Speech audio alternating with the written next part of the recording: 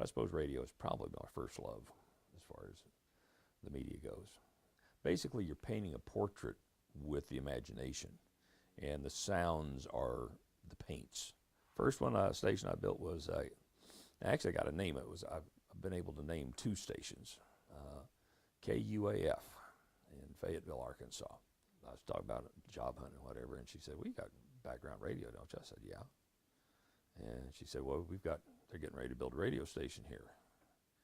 And I said, "They've been rumoring that for 5 years, and it'll be rumors for 5 years after I leave." She said, "No, it's in on the chairman's desk." It was a little 10-watt station. Our motto for ourselves was a light bulb. I said, "We're stronger than the average light bulb." We did some classical, some jazz, folk music, alternative. If a record made it to the top 40, we quit playing it. And the idea was a lot of the times you're not going to like us at all, but sometimes you're going to love us.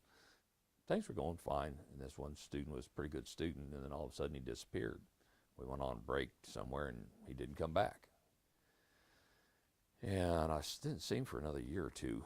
And he came back through, and he said, "You probably wondered what happened to me." I said, "Well, I figured you just didn't like radio, so you just dropped the class."